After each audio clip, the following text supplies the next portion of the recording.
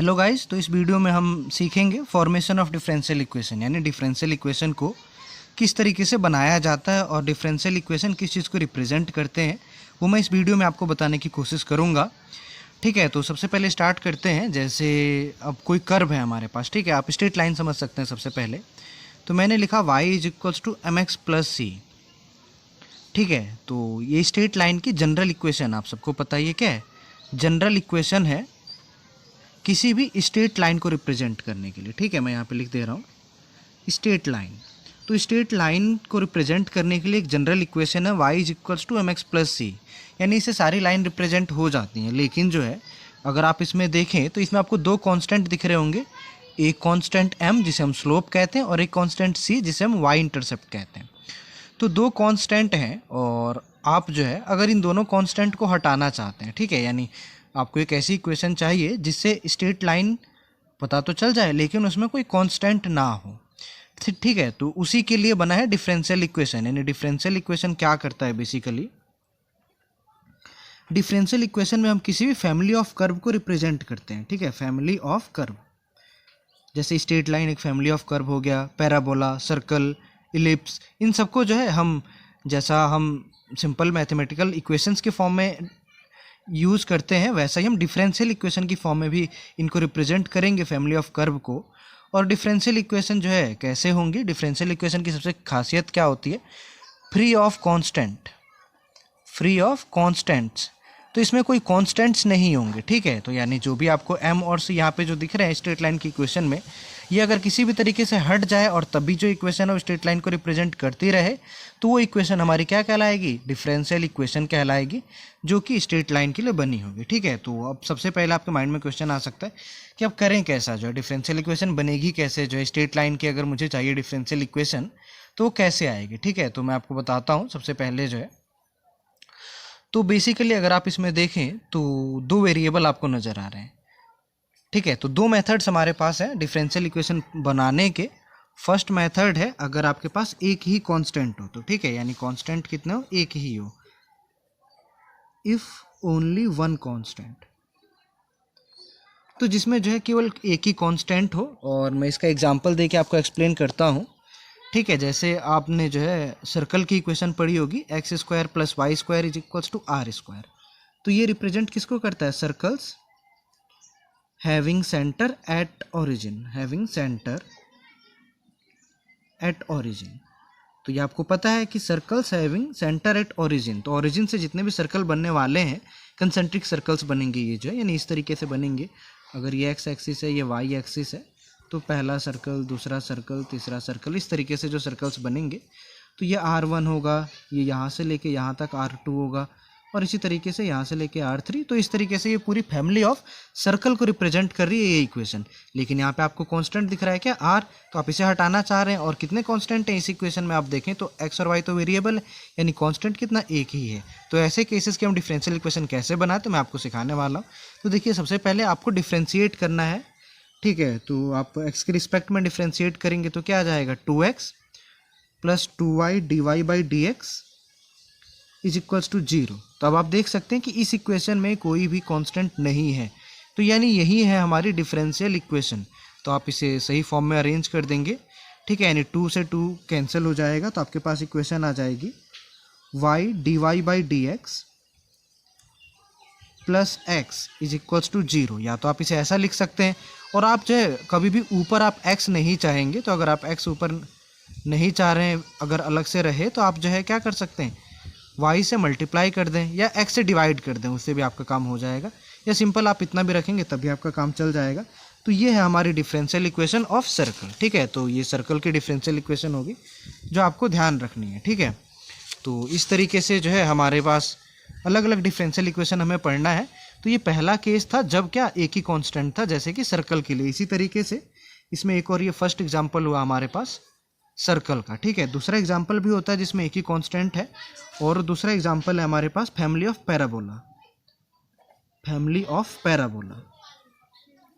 ठीक है, तो आप पैराबोला को अगर देखें तो पैराबोला में क्या होता है, इक्वेशन जो है अगर एक्स एक्सिस के अलोंग अगर मैं बना रहा हूँ, ठीक है, अलोंग एक्स एक्सिस, यानी इस तरीके से अगर मैंने पैराबोला कोई बनाया है, इस तरीके का पैराबोला। ठीक है, तो इसकी इक्वेशन आपको पता है क्या होती है, y square is equals to 4ax, ये होती है इक्वेशन। अब इसमें आप देखिए कांस्टेंट कितने हैं, तो कांस्टेंट आपको जो है एक ही नज़र आ रहा है a, तो यानी एक ही बार आपको डिफ्रेंशिएट करना पड़ेगा। तो मैं डिफ्रेंशिएट करता हूँ x के रिस्पेक्ट में, तो 2y dy by D x is equals to 4a, ये मुझे इक्वेशन यहाँ से मिल गई। अब इससे आपको अभी a नहीं हटाए, लेकिन तो आपको a हटाना है तो आप क्या कर सकते हैं, 4a है यहाँ पे, तो आप जो है 4a की वैल्यू इक्वेशन नंबर फर्स्ट और इक्वेशन नंबर सेकंड, तो आप फर्स्ट इक्वेशन से 4a की वैल्यू फाइंड कर सकते हैं और सेकंड इक्वेशन में पुट कर सकते हैं, उससे a हट जाएगा। तो मैं इक्वेशन नंबर फर्स्ट से 4a की वैल्यू देखूँ तो क्या आ जाएगी, वाई स्क्वायर बाई एक्स, तो इस 4a की जगह पे मैं क्या पुट कर सकता हूँ, वाई स्क्वायर बाई एक्स, ठीक है, और ये बराबर था 2y dy by D x के, तो y से एक स्क्वायर कैंसिल हो जाएगा और इसको आप एक तरफ ला देंगे तो आपकी डिफरेंशियल इक्वेशन बन चुकी है 2 dy by D x minus Y by x is equals to 0। इसको आप और सिंपल फॉर्म में लिख सकते हैं, कैसे, आप अपॉन में x को नहीं रखते हैं तो आप x को मल्टीप्लाई में ले आ देंगे इधर, तो ये आ जाएगा 2x dy by D x minus y is equals to 0। ये हमारी डिफरेंशियल इक्वेशन हो जाएगी जो कि रिप्रेजेंट कर रहा है किसको, फैमिली ऑफ पैराबोला को। और ये इक्वेशन थी हमारी डिफरेंशियल इक्वेशन जो कि रिप्रेजेंट कर रहा है family of circle having centre at origin, और ये क्या, family of parabola having x axis as its axis, ठीक है, तो अलॉन्ग एक्स एक्सिस जो पैराबोला बनेंगे उनके लिए ये इक्वेशन है। तो इस तरीके से आपको जो है बनाने होते हैं। तो मैंने जो है एक वेरिएबल वाले केसेस आपको करा दिए। अब हम दूसरा केस देखेंगे जिसमें जो है हम सीखेंगे, सेकंड केस है ये जो है, जिसमें हम देखना चाह रहे हैं कि if function have two variables या टू कांस्टेंट, तो टू कांस्टेंट्स जिसमें होंगे, ठीक है, जैसे जो है हमने जो पहली इक्वेशन लिखी थी y is equals to M X plus C, ये स्ट्रेट लाइन की फैमिली को रिप्रेजेंट करता है, स्ट्रेट लाइन फैमिली को, ठीक है, तो स्ट्रेट लाइन फैमिली के लिए इक्वेशन है। आप इसका डिफरेंशियल इक्वेशन चाह रहे हैं तो दो वेरिएबल, दो कांस्टेंट है, तो जितने कांस्टेंट होंगे उतने बार आपको डिफरेंशिएट करना पड़ेगा। तो आप पहले इसको एक बार डिफरेंशिएट करेंगे तो dy by D x is equals to m आ जाएगा, ठीक है। अभी आपका एक वेरिएबल हटा है, बचा है, तो आप एक और बार डिफरेंशिएट कर देंगे इसे, तो d square y by D x square is equals to 0। तो इसमें जो है कोई वेरिएबल, कोई कांस्टेंट नहीं है और कोई कांस्टेंट नहीं है, इसका मतलब यही हमारी रिक्वायर्ड डिफरेंशियल इक्वेशन है जो कि स्ट्रेट लाइन को रिप्रेजेंट करेगी, ठीक है। अब स्ट्रेट लाइन की दूसरी इक्वेशन ऐसे भी तो हो सकती है, y is equals to M x, केवल ऐसा भी केस हो सकता है। तो इसे आप एक बार करेंगे तभी आपको मिल जाएगा क्या, d Y by D x is equals to m किया आपने, और m की वैल्यू आप फर्स्ट इक्वेशन से निकाल दो, ठीक है। तो क्या आ जाएगी m की value, d Y by D x is equals to m की वैल्यू आ जाएगी y बाई एक्स, इसको आप दूसरी तरफ ले आएंगे तो ये आपके पास आ जाएगा D Y by D x minus Y by x is equals to 0, differential equation of straight line of this type. और straight line of this type, इस फैमिली को रिप्रेजेंट करने के लिए डिफरेंशियल इक्वेशन ये है, ठीक है। तो ये हमने इसमें एग्जाम्पल नंबर ए पढ़ा स्ट्रेट लाइन को रिप्रेजेंट करने के लिए।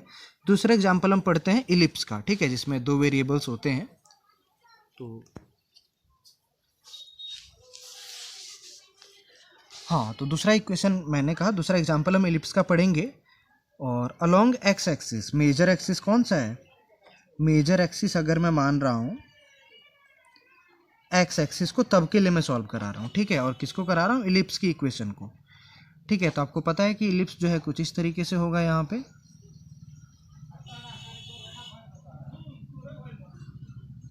ठीक है, ये एक्स एक्सिस, ये वाई एक्सिस इस तरीके से है।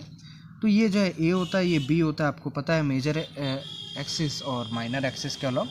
तो इलिप्स की अगर आप जनरल इक्वेशन देखें तो आपने पढ़ा होगा x square upon a square plus y square upon b square is equals to 1। तो ये हमारी इक्वेशन है। वेरिएबल कांस्टेंट कितने दिख रहे हैं आपको, 2 ए और बी, तो आपको डिफ्रेंशिएट भी 2 बार करना पड़ेगा। तो आप पहली बार डिफ्रेंशिएट करेंगे तो देख लो आपको क्या मिल जाएगा, 2x अपॉन ए स्क्वायर और plus 2y upon b square d Y by D x is equals to 0, ये मिल गया आपको। अभी भी दोनों कांस्टेंट बाकी हैं, तो दोनों कांस्टेंट को आप एक तरफ ले आने की कोशिश करेंगे।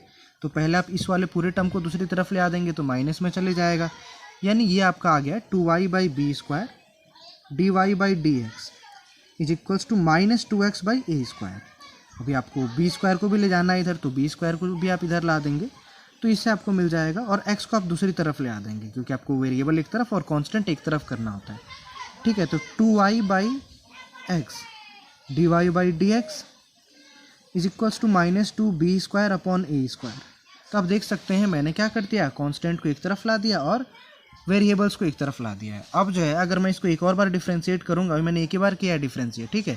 तो आपको पता है कि दो कांस्टेंट है तो दो बार डिफ्रेंशिएट करना था, तो मैंने उससे पहले रीअरेंज किया ताकि कांस्टेंट एक तरफ आ जाए, ताकि मैं दूसरी बार डिफ्रेंशिएट जब करूँ तो ये कांस्टेंट हट जाए, ठीक है। तो मैं डिफ्रेंशिएट करूँगा तो राइट हैंड साइड में तो क्या आ जाएगा, 0, क्योंकि कांस्टेंट का डिफ्रेंशिएशन 0 होता है। लेफ्ट हैंड साइड में क्या आएगा उसे मैं सॉल्व करता हूँ, तो इसे आप u मान लें और इसे आप v मान लें। तो u इंटू वी रूल से आप कर लेंगे, तो u का डिफ्रेंशिएशन पहले, तो 2y/x का डिफ्रेंशिएशन आप लोग करेंगे तो ये आ जाएगा, नीचे तो x स्क्वायर हो जाएगा और ऊपर जो है डिफ्रेंशिएशन हो जाएगा 2x dy/dx माइनस 2y। तो ये डिफ्रेंशिएशन किसका आया, 2y/x का आया है। इसके अलावा आप dy/dx को पहले में कांस्टेंट रखेंगे, ठीक है, और प्लस 2y/x को इसमें कांस्टेंट रखते हैं और dy/dx का डिफ्रेंशिएशन, तो डिफ्रेंशिएशन करके d²y/dx स्क्वायर आ जाएगा। मैंने फर्स्ट ऑर्डर डेरिवेटिव का एक और बार डिफ्रेंशिएट करते हैं तो सेकंड ऑर्डर डेरिवेटिव आ जाता है। तो ये आपको मिल गया, पर इसे आपको रीअरेंज करना पड़ेगा। अभी ये सिंपल आपको आंसर मिल चुका है, पर आपको इसे रीअरेंज करना पड़ेगा। तो रीअरेंज कैसे करेंगे देख लो। सबसे पहले तो आप एक्स स्क्वायर को यहाँ से हटा दो, ठीक है। तो एक्स स्क्वायर को आप जो है यहाँ से हटाएंगे तो यहाँ पे आ जाएगा वो, या अभी आप एक काम करो, dy/dx का मल्टीप्लाई कर दो आप अंदर दोनों टर्म्स में, ठीक है। पहले आप इसके साथ करेंगे dy/dx का मल्टीप्लिकेशन और अपॉन में एक्स स्क्वायर भी है, तो देखो क्या आ जाएगा, 2x अपॉन एक्स स्क्वायर, ये तो आएगा ही। dy/dx का dy/dx से जब मल्टीप्लाई होगा तो dy/dx का होल स्क्वायर आ जाएगा, ठीक है। फिर माइनस का 2y अपॉन एक्स स्क्वायर, ये तो आएगा ही, और साथ में कुछ नहीं है तो dy/dx मल्टीप्लाई में आ गया है, और plus 2y/x d²y/dx square is equals to 0। इतना तो हमारे पास है ही। अब इसको थोड़ा सा और रीअरेंज करना पड़ेगा, मैं इसको आगे और रीअरेंज करता हूँ।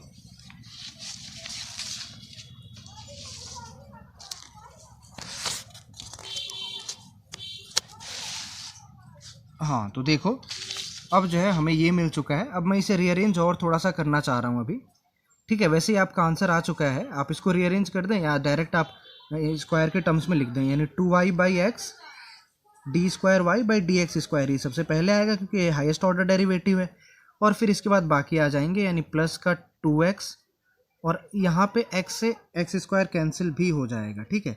तो 2 अपॉन एक्स dy/dx का whole square minus 2y/x square और dy/dx इज इक्वल्स टू 0। तो ये आ गया आपका डिफरेंशियल इक्वेशन, जो कि रिप्रेजेंट कर रहा है कि इसको फैमिली ऑफ इलिप्स को, ठीक है, फैमिली ऑफ इलिप्स को। और फैमिली ऑफ इलिप्स को कैसे, जो कि मेजर एक्सिस जिसका क्या है, एक्स एक्सिस है, ठीक है। तो इतना आपको ध्यान रखना है, एक्स एक्सिस जो है, एक्स एक्सिस। तो ये जो हमने इलिप्स के लिए भी कर दिया, तो बेसिकली हमने जो है दो एग्जाम्पल दोनों के देख लिए, जिसमें एक कांस्टेंट था और जिसमें दो कांस्टेंट थे, ठीक है। एक मैं लास्ट क्वेश्चन आपको इस वीडियो का करा रहा हूँ, जिसमें जो है मैं आपको, हाँ, तो इस वीडियो का ये लास्ट क्वेश्चन होगा, तो इस क्वेश्चन को देख लेते हैं। Find the differential equation of family of circles which touches x axis at origin, ठीक है। तो आपको फैमिली ऑफ सर्कल्स की इक्वेशन, डिफरेंशियल इक्वेशन बनानी है जो कि एक्स एक्सिस को ओरिजिन पे टच कर रही है। तो मैं डायग्राम बनाऊँ इसका, तो ओरिजिन पे एक्स एक्सिस को टच करेगी, यानी ऐसी सर्कल एक ऐसी बन सकती है, एक यहाँ पे ऐसी, एक यहाँ पे ऐसी। तो इस तरीके से कुछ सर्कल्स बनेंगी, ठीक है। तो बेसिकली इनमें है क्या, तो सर्कल की जनरल इक्वेशन तो x माइनस ए का whole square plus y minus B का whole square is equals to are square होता है। पर आप इस स्पेशल सर्कल को देखें तो एक्स एक्सिस को कहीं और पे तो टच कर नहीं रहा है, यानी a की वैल्यू हो जाएगी 0, तो एक्स स्क्वायर बचेगा केवल।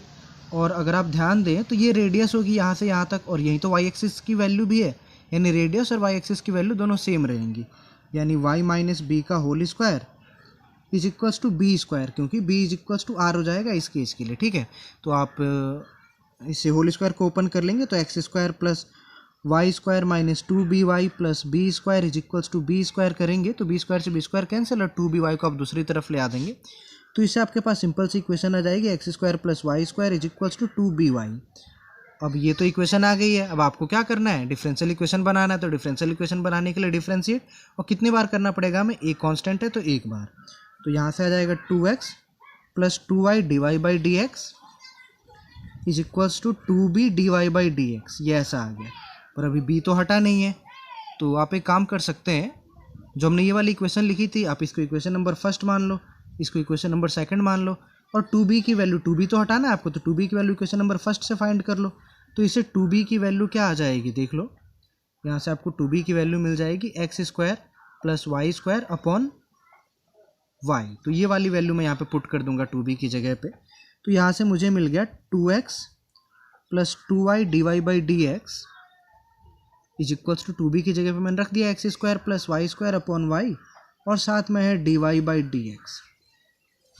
ठीक है, तो आप एक तरफ ले जा देंगे इनको, रीअरेंज करके आपका आंसर आ जाएगा। तो मैं इसे इन दोनों टर्म्स को उधर ले आ देता हूँ।